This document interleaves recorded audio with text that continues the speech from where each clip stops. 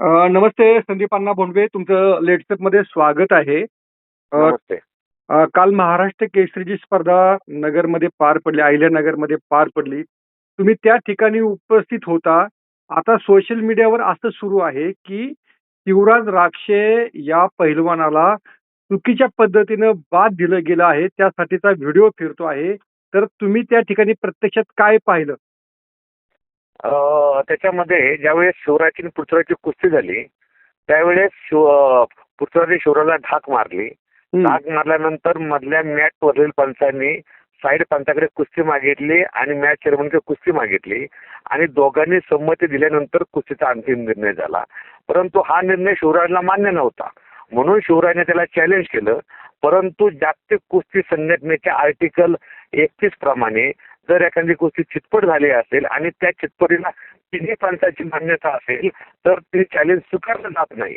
त्यामुळे शिवराजची जी इच्छा होती मला व्हिडिओ पाहायचा आणि व्हिडिओ पाहून निकाल द्या, परंतु जागतिक कुस्ती संघटनेच्या नियमामुळे आमची इच्छा असून सुद्धा आम्ही नियमाला बांधील आहोत, म्हणून आम्हाला तो व्हिडिओ पाहता नाही आला. आणि शेवटी पंचांचा निर्णय अंतिम समजून त्याच्यामध्ये पृथ्वीराजला विजयी घोषित करण्यात आलं. आता शिवराजला त्या बाबतीत जर आक्षेप असेल, त्याला वाटलं असेल माझ्या अन्याय झालाय, माझ्यावरती बंदी घातली, कारण तो आतापर्यंत 67 वर्ष ही महाराष्ट्राची स्पर्धा चालू आहे. आज ताग्यात पंचांची चूक झाली असेल नसेल मला माहिती नाही, परंतु कोणत्याच पंचाला कधी कोणत्या कुस्तीगीराने मारहाण केलेली नाही. विषय असा आहे, जर पंचाला जर मारहाण जर झाली आणि उद्या पंचांनी काम करायचं बंद केलं तर राज्यातल्या स्पर्धा कोण घेणार, हा एक प्रश्न संघटनेपुढे उभा राहणार आहे. म्हणून सगळे काल पंचांनी आंदोलन केलं. आंदोलन करून पंच मॅटवरती बसले होते. मध्यस्थी तोडगा केला. काल रामदास भाऊ चालले, त्यांनी अंतिम निर्णय घेऊन शिवरायांनी जे लाच मारले त्यात दोषी ठरवलं. महेंद्र गायकवाडने सुद्धा पंचांना आरेरावी केली, शिवायगाळी केली, म्हणून दोघांवरती 3-3 वर्षाची बंदी घालण्यात आली. आपण दुसरी तुम्ही पण पैलवान आहात, संघटनेचे हे आहात. तो व्हिडिओमध्ये तुमचं प्रत्यक्षात मत काय आहे की तो तीनही पंचांचा निकाल योग्य आहे, असं तुमचं मत आहे का? नाही, शिवरायांनी महाराष्ट्राच्या कुस्तीगीर संघाकडे त्याचा अन्याय झाला, व्हिडिओ तपासावा अशी मागणी करावी. ज्यावेळेस व्हिडिओ तपासला जाईल आणि आम्हाला त्याच्यामध्ये पंचदोषी आढळतील त्यावेळेस त्यावरती पंचांवरती कारवाई होईल. परंतु जोपर्यंत शिवराज मागणी करत नाही तोपर्यंत ती व्हिडिओची तपासणी, पंचाची तपासणी कुस्तीगीर संघाकडे केली जाणार नाही. पण याच्यामध्ये तुमच्या बोलण्यात असा अर्थ निघू शकतो की पंचांचा निर्णय हा चुकलेला देखील असू शकतो, फक्त शिवराजने त्यासाठीचं अपील करणं अपेक्षित आहे. नाही, चुकला की नाही हे पाहण्यासाठी शिवरायांनी अपील करणं गरजेचं आहे. आणि म्हणजे ज्याप्रमाणे शिवराज जर बंदी घातली गेली पंचांना लाच मारले म्हणून, त्याप्रमाणे जर त्याच्यामध्ये पंच चुकीचे आढळले, शेवटी पंच हा माणूस आहे, तो काय देव नाहीये, त्यामुळे ते बरोबर असलं असं मी सांगू शकत नाही. चुकीचे आढळले तर त्यांच्यावरती कारवाई केली जाईल. पण एक तुम्ही मी जेव्हा काल तो व्हिडिओ पाहिला तेव्हा तुम्ही त्या शिवराजची समजूत काढत होता. नक्की शिवराज एवढा आक्रमक का झाला, त्याने लाच का मारली त्या ठिकाणी, असं नक्की काय घडलं? शिवराजला राग अनावर झाला होता, त्याच्या पाठीराख्यांना राग अनावर झाला होता. आणि हे कुस्तीचं पहिलेच उदाहरण आहे. म्हणजे आम्हाला पण अपेक्षित नव्हतं, म्हणजे मागच्या 67 वर्षामध्ये कधीच पंचाला मारहाण झालेली नाही. पण शिवराज हे पाऊल उचलेल ही म्हणजे आम्हाला सुद्धा कल्पना नव्हती.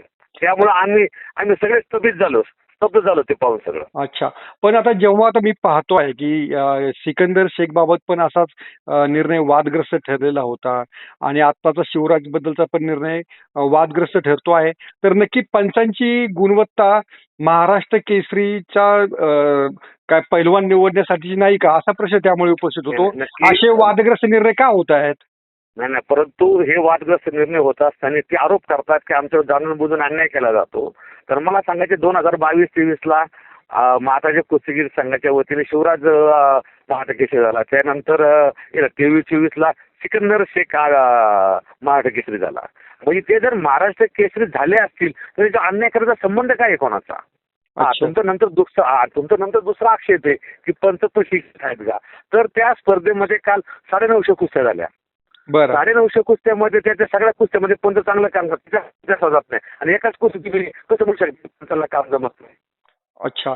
पण जेव्हा वादाचे निर्णय होतात किंवा काय होतात, जसं क्रिकेटमध्ये काय पुन्हा एकदा आपण अपील करू शकतो, हे करू शकतो. मग ती सोय आपल्याकडे आहे की नाही, याच्याबाबत जर थोडा खुलासा केला तर बरं होईल. 100% कुस्तीमध्ये तशा प्रकारची पंचायतच्या निर्णयाच्या विरोधात दाद मागण्याची आपल्याकडे चॅलेंज टाकण्याची पद्धत आहे. परंतु जागतिक कुस्ती महासंघाच्या आर्टिकल क्रमांक 31 नुसार जर एखादी कुस्ती चिटफट झाली असेल आणि त्या चिटफटीला त्या तिन्ही पंचायतची मान्यता असेल तर अशा वेळेस चॅलेंज स्वीकारलं जात नाही. हा जागतिक कुस्ती महासंघटनेचा नियम आहे. त्यामुळं काल शिवराज वारंवार विनंती करत होता की तुम्ही व्हिडिओ पहा, परंतु जागतिक कुस्ती महासंघटना आम्ही सगळे बांधलेलो आहोत. आम्ही जर तो व्हिडिओ पाहिला असता तर आमच्या आणि त्या व्हिडिओमध्ये काय झालं नाही झालं हा नंतर राहिला तो व्हिडिओ पाहणं इतकंच राहिली स्वीकारलं नसतं. कारण पुढल्या जो प्रतिस्पर्धी पोहोचला जातं त्याला पण नियमाची पूर्ण कल्पना आहे. अच्छा, एक विचारायचं आहे, हे जे तीनही पंच आहेत हे फक्त काय पुणे जिल्ह्यातलेच होते का वेगवेगळ्या ठिकाणचे होते? काय तुमची त्यांची पंचांची अंतिम स्पर्धेसाठी तुम्ही पंचांची निवड कशी करता? जो मधला पंच होता तो होता तो पंच संभाजीनगरचा आहे आणि तो आंतरराष्ट्रीय पंच आहे. बरं. त्याच्यानंतर म्हणून होते ते दत्ता माने होते, ते शासकीय कुठे कोच आणि एनआयएस प्रशिक्षण घेतलेले व 1 वर्ष त्यांनी एनआयएस घेतले भारतीय कुस्ती महासंघाच्या प्रशिक्षण शिबिरामध्ये. बरं. त्यामुळे ते क्वालिफाय आहेत. आणि पलीकडे विवेक नायकेल होता तो पण कोच एनआयएस प्रशिक्षक आहे. म्हणजे सगळे क्वालिफाईड पंच होते. अच्छा, म्हणजे पण या पंचांवरती काही दबाव असतो का? स्थानिक जे तुमचे आयोजक असतात, संयोजक असतात, राजकारणी मंडळी त्यावेळी व्यासपीठावर असतात, त्या पंचावर काही दबाव असतो का असा आता प्रश्न विचारला जातोय. नाही, पंच ना कधीच दबावाखाली काम करत नाही. कारण पंचांना त्यांच्या संरक्षण असतं. परंतु कधी कधी सगळेच पंच म्हणजे आमच्याकडे कालच्याच पडले 105 पंच होते. शेवटी प्रत्येकाचा डीएनए वेगवेगळा आहे. बरं. त्यातली मी म्हणतो 100 पंच दबाव नाही घेणार. पण डीएनए वेगवेगळा असल्यामुळे कधी कोणतं पंच काय मानसिकता असेल असं मी सांगू शकत नाही. ओके. मग ही पंचांची म्हणजे पंचांसाठीचा हा जो नियम आहे या म्हणजे समजा तिघांनी जर एकत्रित निर्णय दिला तर तो तुम्हाला व्हिडिओ पाहता येत नाहीत. मग याच्यामध्ये बदल करण्याचा चितपटीचा फक्त चितपटीचा समजा चितपटीचा जर त्यांनी एकत्र निर्णय दिला आणि मग तुम्हाला व्हिडिओ जर पाहता येत नसेल तर या नियमामध्ये आता बदल करण्याची गरज आहे असं तुम्हाला वाटतं का? की तिघांनी जरी एकत्रित निर्णय दिला तरी तो तुम्हाला पुढच्या वेळेस पाहता आला पाहिजे त्याचा व्हिडिओ, यासाठीचं काय तुमच्या डोक्यामध्ये काय आहे का संघटना म्हणून? ह्याच्यामध्ये आपण राज्य संघटनेवरती काम करतो आणि हे सगळे नियम जागतिक असोसिएशन बनवत असतात. जागतिक असोसिएशनला जगातल्या 196 संघटना affiliated आहे. बरं. सगळे आणि ते जागतिक संघटना जे नियम बनवतात, तुम्ही जर UWW आर्टिकल 31 टाकलं तर तुम्हाला सगळे आर्टिकल 31च्या त्यांचे नियमावली तुम्हाला मिळेल. आणि त्या नियमावलीनुसार जगातले सगळे ॲफिलिएटेड देश त्या संघटनेसोबत काम करतात. त्यामुळं आपल्या महाराष्ट्राचं तिथे कितपत ऐकलं जाईल याबाबत शासन आहे. पण समजा असं एखादा अपवाद तुम्हाला करता येत नाही का? जर तुम्ही अपवाद केला असं तर नक्की काय झालं असतं? जर असं वाटतं की समोरच्यावरती अन्याय होतो आहे तर मग अशा वेळेस काय करायचं? नाही, त्यावेळेस समजा मी व्हिडिओ पाहायचं जर मान्य पाहिला असता त्यावेळेस पुढल्या कुस्तीला सुद्धा नियम माहिती आहेत ना. म्हणजे आपण जर एखादा न्याय द्यायला गेलो असतो तर आम्ही समोरच्या कुस्तीवर अन्यायच केला असता ना. तो मला असं मी नाही कुस्ती करू शकत. तिने 15 निर्णय झालेला आहे. तुम्ही माझे अन्याय कशाला करता? तुम्हाला जागतिक नियमाने तुम्ही व्हिडिओ नाही पाहू शकत. अशाच मग आपण काय उत्तर दिलं असतं त्याला? आपल्याकडे उत्तर काय होतं? अच्छा, त्यामुळे तुम्ही जो व्हिडिओ पाहायचा तुम्ही तो जाणीवपूर्वक निर्णय घेतला तो व्हिडिओ न पाहण्याचा? हा, नाही घेतला असता तरी समोरच्या त्याला कुस्तीकरांनी चॅलेंज टाकलं असतं. बरोबर. हो, कारण त्याला सुद्धा जागतिक संघटनेचे नियम सगळे माहिती आहेत ना. अच्छा. पण मला आणखीन एक विचारायचं आहे की खरोखरीच राजकीय लागेबांधे आणि महाराष्ट्र केसरीचं विजेतेपद याचा काही संबंध आहे का? लांब संबंध नाही. परंतु काय होतं, योगायोगाने त्या पदाला अनन्यसाधारण महत्व असल्या कारणाने आपण पाहतो या स्पर्धेमध्ये जवळजवळ मातीवरचे 10 गट आणि मॅटवरले 10 गट अशी 70 पदकं वाटली जातात. 70 पदकं, सुवर्ण पदकं, रौप्य पदकं आणि दरवेळेस वाद मात्र एकाच पदकासाठी होतात, महाराष्ट्र केसरी पदकासाठी. बरं. मग बाकीच्या तुम्ही कधी वादीवर ऐकलेत का? म्हणजे टोकाचे वादीवर झालेले. अच्छा. आणि मग तिथे पंच चांगले काम करतात. मग तिथे कुणाचं ऑब्जेक्शन नसतं. अच्छा, म्हणजे महाराष्ट्र केसरी आता स्वाभाविक आहे, मानाची गदा आहे, मानाची स्पर्धा आहे, त्यामुळे लोकांच्या अपेक्षा उंचावलेल्या असतात. स्पर्धा तीव्र असते त्यातनं ते होऊ शकतं. आणि त्याच्यामध्ये काय होतं, म्हणजे हे टोकाचं पावले ना, पंचांना मारहाण. शेवटी मला सांगा बरं, उद्या जर पंचांनी डिसिजन घेतलं महाराष्ट्र संघाचे की आम्ही आता कामच करणार, आमच्या जीवाला भीती, आम्हाला ज्यावेळेस राज्य अजिंक्यपद स्पर्धा घ्यायच्या झाल्या आम्ही पंच कुठून आणायचे अच्छा. आणि पंचच नसतील स्पर्धा होऊ शकतात का? त्यामुळे तुम्हाला म्हणजे खेळाडू आहे, पदाधिकारी आहे आणि पंचच नाही. अच्छा अच्छा. पण दुसरं एक हा निर्णय तुझ्या तातडीने झाला कसा काय? लगेच तुमची बैठक बसली, कार्यकारिणी बसली, म्हणजे राक्षी आणि गायकवाड यांना निलंबित करण्याचा किंवा त्यांच्यावर 3 वर्षासाठी बंदी घालण्याचा निर्णय तातडीने कसा काय झाला लगेच तो? काल पंचांनी ह्याच्यावरती आंदोलन चालू केलं आणि त्यांनी तात्काळ सांगितलं की या दोघांवरती गुन्हे दाखल करा प्रायव्हेट संघटनेने. आणि सगळे मॅटवरती बसले होते. परंतु आम्ही सगळे पदाधिकारी ज्यावेळेस तिथे आलो त्याच्यामध्ये आमचे खासदार अध्यक्ष रामदास तडस सुद्धा म्हणजे होते, आमचे उपाध्यक्ष विलासजी कथोरे, मी, आमचे बरेच 7-10-15 पदाधिकारी तिथे उपस्थित होते आणि पंचांचा रवैया गुन्हा दाखल करण्यात होता. परंतु शिवसाक्षी आता नुकताच पुणे महानगरपालिकेमध्ये कामवरती रुजू होणार आहे, महेंद्र गायकवाड सुद्धा रेल्वेमध्ये रुजू होणार आहे.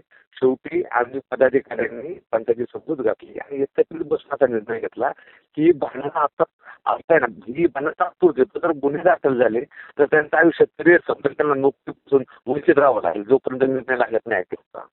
अच्छा. आणि म्हणून शेवटी पंच म्हणले नाही त्यांच्यावर कारवाई करण्याचा पण आम्ही तो उठणारच नाही. त्यामुळे संघटनेच्या अध्यक्षांनी त्यांच्या अधिकारामध्ये हा तत्काळ निर्णय घेतला आणि निर्णय घेतला असताना संघटनेचे जे 10-15 पदाधिकारी उपस्थित होते त्यांना विश्वासात घेऊन घेतला. अच्छा. आणि तिथेच तुम्ही तातडीने तो निर्णय घेतला. पण यावेळेस पोलिसांची भूमिका काय होती? म्हणजे पोलिसांनी काय सांगितलं तुम्हाला की गुन्हा दाखल करा, करू नका, का तुमच्यावर सोडलं होतं ते सगळं? नाही, पोलिसांनी सगळं आमच्यावर सोडलं होतं. बरं. पण याच्यामध्ये पंचाला काही जखम झाली किंवा काय झालं की लात बसली म्हणजे नक्की काय? हो, पंचाला छातीत लात बसलेली आहे. आज सकाळपासून पंचांचा जो फोन बंद आहे कारण त्याला खूप फोन येतात म्हणून त्याला विचारपूस करायची. मी त्याला खूप फोन केले, फोन बंद असला कारण मला माहिती विचारपूस झाली की छातीत बसते नाही दुखते हे मला माहिती नाही अजून. पण त्याला छातीत म्हणजे तुम्ही व्हिडिओमध्ये पण पाहत असाल की छातीला मारलेली. हो हो. पण तुमचा दावा आहे का की ही स्पर्धा अतिशय निष्पक्ष वातावरणामध्ये पार पडलेली आहे आणि कोणावरही अन्याय झालेला नाही असा तुमचा दावा आहे का? स्पर्धा कायमच निष्पक्ष वातावरणामध्ये पार पडते, परंतु ज्यावेळेस स्पर्धेमध्ये 1000 कुस्त्या होतात त्यावेळेस 1000 कुस्त्या ज्यावेळेस पंच त्याच्यामध्ये कोचिंग करत असतो, पंच हा देव नाही, मी वारंवार तेच सांगत असतो आणि माणूस चुकतो. त्यामुळं 100% हा रिझल्ट कधीच कोण देऊ शकत नाही. म्हणजे आता आपण 1986चा वर्ल्ड कप पाठवा त्याच्यामध्ये अर्जेंटिना ची हे होती अंतिम फायनल फुटबॉलची आणि मॅराडोनाने हाताने गोल केला होता, हाताला लागून गोल झाला. परंतु त्यांना ते नाही वर्ल्ड कप म्हणजे हातात दिल्यानंतर व्हिडिओ रिप्लेमध्ये त्याचा हाताने गोल मारलाय. मग एवढं कोणा सुद्धा परत वर्ल्ड कप घेतला नाही, हँड ऑफ द बॉड नाव देऊन टाकलं. तो सुद्धा वर्ल्ड कप निपक्षपातीपणाने झालाच नव्हता ना, समोरच्या संघावरती अन्याय झाला तसा एक प्रकारे. पण खेळामध्ये असा निर्णय असतो की काही झालं तरी पंचाचा निर्णय हा अंतिम मानला जातो आणि तो स्वीकारला जातो. परंतु आणि तो इथं झालं नाही तसं. ओके. म्हणजे जर याचा असं आपल्याला म्हणायचं का की 67 वर्ष पंच चुकलेच नाही आणि आजच चुकले म्हणून पंचाला मारलं. तुमचं म्हणणं आहे की मारहाण करणं चुकीचं होतं? अक्षर मारहाण करण्याला जर मी समर्थन दिलं तर मला एकही पंच राज्यामध्ये काम करायला मिळणार नाही. माझ्या स्पर्धाच कोण राज्यामध्ये उद्यापासून स्पर्धाच होणार नाही. राज्य स्पर्धाच नाही झाल्या तर राज्यातले खेळाडू राष्ट्रीय आंतरराष्ट्रीय ऑलिम्पिकवर कसे खेळतील? अच्छा. त्यामुळे पंचांची पण बाजू समजून घेणं तुमच्यासाठी आवश्यक होतं. पंचच मस्ट आहे आम्हाला. पंच कुस्तीगीर ज्याप्रमाणे आम्हाला आवश्यक आहे त्याचप्रमाणे आम्हाला पंच पण आवश्यक आहे. अच्छा. म्हणजे शिवराज राक्षीला वाटत असेल पंचावरती कारवाई व्हावी, शिवराज राक्षीने आम्हाला पत्रव्यवहार करावा. 100% शेवटी पंचांना पण एक कुठं तरी आमचे काही नियम आहेतच ना. पंच चुकत असेल ना पंच ज्याप्रमाणे मी कुस्तीगीरावर कारवाई करतो त्याचप्रमाणे मी पंचावर पण कारवाई करतोच ना. अच्छा. पण तीनही पंच 3 पंच असतात तर तिघही एका वेळी चुकले याची शक्यता कितपत असते? नाही, याची शक्यता जवळजवळ ज्यावेळेस व्हिडिओ पाहिला जातो कारण ते चुकले की नाही हे पाहिलं आपण ना IPL अब्दुरी म्हणून 3 पंच नेमतो. बरं. आणि कधी कधी 3 पंच बरोबर असून सुद्धा IPL अब्दुरीचा निर्णय विरोधात जातो कारण ते व्हिडिओमध्ये स्लो मोशन मध्ये पाहावं लागतं ऍक्शन. बर ज्याप्रमाणे आपण क्रिकेटमध्ये पाहतो स्लो मोशन मध्ये ते बॅटला बॉल लागतो मग ते हे पाहिलं जातं त्याचप्रमाणे स्लो मोशन मध्ये ऍक्शन पाहिले जाते मग त्याचा पाय कुठं आहे डाव कसा मारलाय तो कसा पडलाय हे स्लो मोशन मध्ये म्हणजे प्रत्यक्ष डोळ्याने काही गोष्टी दिसत नाहीत त्या टीव्हीच्या रिप्ले मध्ये दिसतात. अच्छा, म्हणजे जरी तिन्ही पंचांनी जरी एकत्रित निर्णय दिला असला तरी अपील झाल्यानंतर हो. तो निर्णय बदलण्याची प्रोव्हिजन आहे तुमच्याकडे? नाही नाही ते म्हणजे चॅलेंज पाहिलं जातं परंतु हे चॅलेंजला म्हणजे चितपटी आर्टिकल 31 जे चॅलेंज चितपटीचं हो. हे पाण्याची तरतूद नाहीये. Okay okay. त्यामुळं शिवराजचं म्हणजे शिवराजचा जो आक्षेप आहे की तुम्ही व्हिडिओ पहा तो तुम्हाला हो स्वीकारता येत नाही. सो आमची इच्छा आहे स्वीकारावं पण ते स्वीकारता येत नाही कारण मग आहे ना पुढल्या कुस्तीगरावरती अन्याय अन्याय होईल तो. ओके. मग तुमचं याबाबत कारण त्याच्या मग तुम्ही हा जो नियम आहे तो शिवराजला तुम्ही समजावून व्यवस्थित सांगितला का? सांगितलं शिवराजला माहिती आहे तो नियम. अच्छा अच्छा अच्छा. फक्त तो आक्रमक झाला आणि त्यांनी पंचाला मारला ही त्याची मोठी चूक झाली. नाही 100% साहेब चूक आहे. पंचाला मारहाण म्हणजे 67 वर्षाची झालीच नाही ना पंचाला मारहाण आणि जर ही सवय पडली आणि ही जर कारवाई झाली नाही तर उद्या प्रत्येक उठणारा खेळाडू पंचाला मारेल. बरोबर बरोबर. अच्छा. क्रिकेटमध्ये आपण पाहतो दिग्गज खेळाडू ज्याला आपण म्हणजे गॉड म्हणतो अशांना सुद्धा ते होतं माझी बॅट बॉलला लागली नाही पण आउट दिले ते गुपचूप मान खाली घालून निघून जातात. अच्छा, त्यामुळे ती सभ्यता राखली जाणं गरजेचं आहे तुमच्या म्हणण्यानुसार. सभ्यता राग आणि शिवाय काय एका जत्रेने जेवणा ना मात्र तुम्हाला महाराष्ट्र खेळल्यानंतर तुम्हाला राष्ट्रीय पातळीवर खेळायचे ऑलिम्पिक खेळायचे एशियाड खेळायचे एका स्पर्धेमध्ये तुम्ही तुम्ही एक एवढं उद्गीन होऊन झाला म्हणजे तुमचं करिअर थोडंच संपलंय. आता दुसरी गोष्ट अशी आहे, आता शिवराजला 3 वर्षांसाठी बंदी आहे, म्हणजे त्याला कुठे कुठे खेळायला बंदी आहे? राज्य अजिंक्यपद स्पर्धेत तू तिथे खेळू शकत नाही ह्याचा अर्थ तू आता सगळीकडे खेळू शकत नाही. ओके, म्हणजे जर उद्या त्याला आशिया नाही, स्पर्धेत नाही, राज्य अजिंक्यपद ही जी स्पर्धा आहे ना ती राज्य अजिंक्यपद स्पर्धा चॅम्पियनशिप म्हणजे यातला जिंकलेला खेळाडू राष्ट्रीय पातळीवरती खेळतो. Okay okay. त्यामुळे त्या सगळ्या स्पर्धांची दारं त्याला पुढे बंद होऊ शकतात. हो हो हो बंद होऊ शकतो आणि ते समजलं पाहिजे ना स्वतः. बरोबर. पण हे जर शिवराजने काही माफी मागितली किंवा हे केलं, दिलगिरी व्यक्त केली, तर कुस्तीगीर संघ त्याचा विचार करू शकतो का? त्याची प्रोव्हिजन तुमच्याकडे आहे का? 100% आता त्या दिवशी म्हणजे काल तो प्रसंग आणाबाका होता. तर मला अध्यक्षांना तो परिस्थितीत निर्णय घ्यावा लागला. परंतु उद्याची सिच्युएशन मध्ये शेवटी आम्ही सगळे पहिला एकत्र राहतो एकाचे लहानाचे मोठे झालो एकत्र आम्ही व्यायाम त्यांचा व्यायाम आम्ही काही वाचतो सगळे एकत्र असतो ना उद्या शेवटी कोण त्या कशाप्रमाणे रिॲक्ट होतो त्याच्या पण अवलंबून जेलमध्ये जर चांगल्या कायद्याने जर वरतून दाखलं तर त्याची पण शिक्षा कमी होतेच की. बरोबर बरोबर. अच्छा हो अच्छा अच्छा. त्यामुळं म्हणजे संधी शिवराजची पूर्णपणे गेली आहे असं आपण म्हणू शकत नाही. हो असं काय नाही शेवटी उद्या आमच्या वार्षिक सभेमध्ये आमच्या कार्यकारिणीच्या बैठकीमध्ये जो निर्णय झालेला आहे त्याच्यामध्ये तो बदलला पण काही जाऊ शकतो. परंतु त्याच्यामध्ये त्या कुस्तीगीराची वर्तणूक महत्वाची असते. वर्तणूक महत्वाची आहे. अच्छा अच्छा. हो, आणि शिवाय त्या कुस्तीगीराला त्याचा करिअरचं काय पडलं याच्यावर पण अवलंबून असतं. बरोबर. मला एक सांगा महाराष्ट्र केसरी ही एकमेव स्पर्धा शिवराजच्या आयुष्यात आहे का? अनेक स्पर्धा आमचं म्हणणं असतं की कुस्तीगीरांनी ऑलिम्पिक पदकाचं स्वप्न पाहावं आणि जाता जाता ही होते का पहिली स्टेप आहे महाराष्ट्र राज्य कुस्ती स्पर्धेची आणि तो ऑलरेडी त्यांनी मॅटवरील कुस्तीमध्ये तो सेकंड बसला म्हणजे तो नॅशनल टाइटल देऊ शकत होता नंतर. बरोबर. मग हे तुमचं म्हणजे शिवराज पण हे तुम्ही शिवराजला समजून सांगणार आहात का? नाही सगळं ऑलरेडी शिवराजला माहिती आहे. अच्छा अच्छा. बरं सगळं शिवराजला. बरं बरं. चालेल अण्णा, तुम्ही लेट्सअपशी संवाद साधल्याबद्दल खूप खूप धन्यवाद. ठीक ठीक ओके ओके ओके. ओके.